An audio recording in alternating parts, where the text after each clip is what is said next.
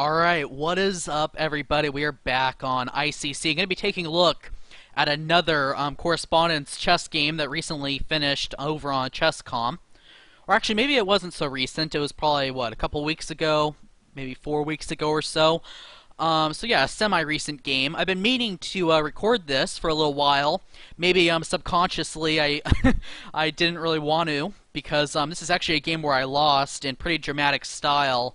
But my opponent played it really, really good, and yeah, I'm not going to be one of those people that doesn't show any losses, you know, because yeah, losing a chess game is one of the best ways to learn, and even though it's not much fun, you know, you gotta sometimes come to terms with it, and yeah, try to learn from it. So. And it's even harder, by the way, to share your losses. You know, I kind of sympathize with other gamers, other YouTubers who do this, you know, who don't usually show their losses because, you know, when you do a video like this, like when you're showing your gameplay, whether it's, I don't know, chess, Call of Duty, whatever the heck you want to play and film, and you upload it, you're kind of setting yourself up to be judged a bit, and, you know, I can understand people not wanting to show their fails. I think we all do, but, yeah, it's a good learning experience. So my opponent in this game was Cheetham1, a bit of a tongue twister. I had the black pieces, so let's see what happened.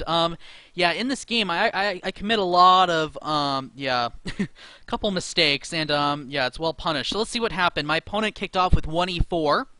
Okay, a very fine first move. Not exactly a novelty. I played the Sicilian. So yeah, this game was played yeah, during a certain time when I was just playing the Sicilian almost exclusively. Recently I've begun studying 1e5 again and the French. I'm experimenting again with responses to 1e4. But this game was played when I was like right in my Sicilian fever. But okay, so I played the Sicilian, knight to f3.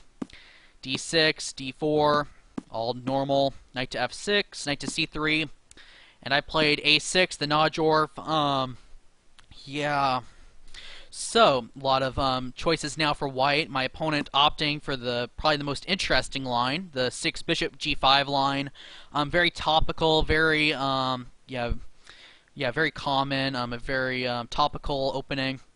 e6, f4. Bishop e7, so this is all theory. Queen to f3, queen to c7, castles, knight b to d7, and g4. I believe we've actually had this in a different correspondence highlight video. So yeah, yeah, I'm remembering now. I'm trying to think back to when it was. So yeah, g5. Going back, I'm pretty sure one of the games that I showed was a game where my opponent chose the f5 gambit line. But in this game, my opponent chooses 13a3, which is a bit more quiet. Not a bad line. Perfectly playable, of course. It's a bit quieter, but you can also play like this. It's been seen a bit. So rook to b8 is sort of my, yeah, specialty, my pet line. Obviously trying to get b4 in supported. h4, b4. We have these trades. And my opponent choosing kind of a curious move. I've never really seen this, but knight to a2. I'm sure it's theory. I don't really know, but yeah, this is sort of where my knowledge of my opening theory knowledge goes away. So knight to a2. I played rook to a4. You know, if you're going to attack me, I'm going to attack you. The knight went back. I could have gone back to b4 actually and gotten a repetition and maybe a draw. You know, in hindsight, I probably should have done, because I kind of get blown off the board in this game, as we'll see. But instead of the rook to b4, check. I gave the check. I'm usually not playing for draws in chess in general, but sometimes a draw is better than a loss, you know, usually. Okay, so king to d2, which is interesting. My opponent actually could have tried knight to b1, but yeah, no human really wants to do that. So king to d2. Check. We traded rooks. Very simple, not much to analyze. The king recaptured. And okay, here, yeah, I played bishop e7, getting another piece into the game. King to c1, getting the king out of the way. Perhaps intending to get the rook back to d1, but that really never happens. It actually does at some point. So, after king to c1, I actually have Yeah. How do I word this? Basically, what I did here was I began playing really badly, and yeah, this next move that I played is just absolutely obnoxious, and that is e5. And I'll get to that in a second. But what I should have played here, well, actually, I have a lot of choices. I could play queen to b6. I remember was an engine suggestion, or knight to c5, or even castling, which I probably should have castled, really, because I never get the chance to in a minute, as we'll see. These were all fine moves. What I played is e5, and this is just such a horrible move. Yeah. It leaves a very sour taste in my mouth. And the reason it's bad is for just principled reasons. First of all, my king is in the center. You don't open the position when your king is in the center. We learn that we learn that as beginners. You don't do that. Another reason it's bad is that now knight to f5 comes, and it's really irritating, right? So you might be wondering, why did I play e5? Yeah, the reason is I was a bit nervous about, say, castling, for example, f5, and yeah, my king is not looking so good. And but okay, this is playable. So I was scared about that. My idea with e5 was to simply snatch this pawn and have the beautiful e5 square for my knight. But this never happens because, of course, my opponent doesn't have to cooperate and can just play knight to f5 anyway. So, moving on, I have to play bishop f8 now. There's no other move that works. And, yeah, my king is now permanently in the center. And the center, thanks to my brilliant, air quotes, brilliant e5, white can now also open the position up.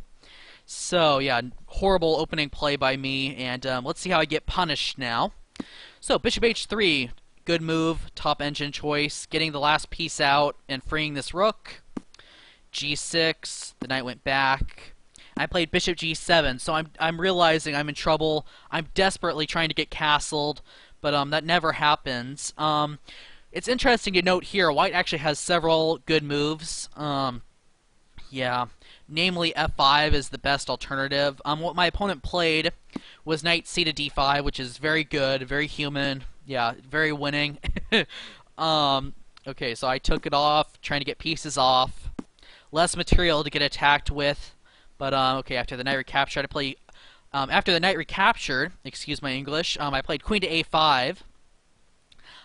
Which, yeah, isn't very good. It's not like there were many great alternatives. The computer likes queen to d8. Yeah, with the idea of being able to recapture after bishop takes, queen takes. That way my king can still potentially castle. The problem with this, though, is that f5 still comes, and yeah, it's just crushing. For example, castling f6. Yeah, you're dead in the water. Bishop h8, maybe even h5 now. But okay, so going back, I mean, that was the computer's top choice, and if that's the computer's top choice, then you're probably in trouble anyways. But okay, I played queen to a5. I'm desperately trying to get some sort of counterplay going. Check. My opponent now grabbed the knight, removing my castling rights, and now my king is in the center. So yeah, I'm completely lost. So again, let's see how my opponent finished me off. He took on e5. Again, also possible was f5. That's also winning, with the same idea of playing f6 and just squishing me like a bug. But okay, taking on e5 is more human and probably probably a bit easier anyway. I took with the bishop. Check. And this is where my king goes on a bit of a king walk. I played king to c6, queen to a7, very strong, good move. Okay, I played rook here. Also, the computer's top choice, I believe, was rook to e8. But yeah, it really doesn't matter. Everything's losing.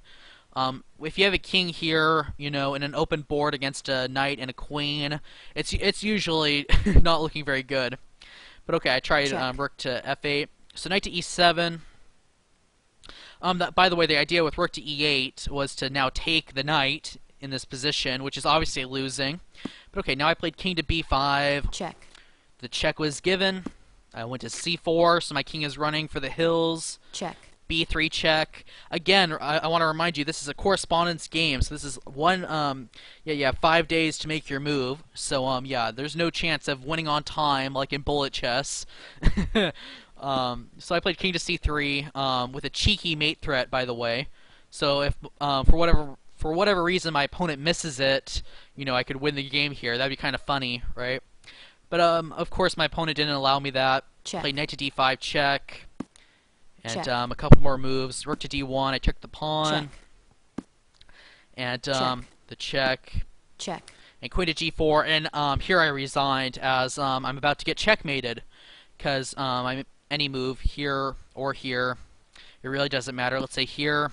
Checkmate. There's queen to d7 checkmate. So yeah, going back after queen to g4 check, I resigned. Yeah, not exactly one of my best games ever, but a very GG to my opponent. Very well played. Very well punished. My horrible opening play. It happens. You know, we're all human. But yeah, I wanted to make a video on that because I think it was pretty instructive, seeing how to take advantage of the king in the center. So yeah, I hope you enjoyed the video, and yeah, I'll be back soon with future stuff. Thanks for watching, guys, and I'll see you around. Thanks again. Bye.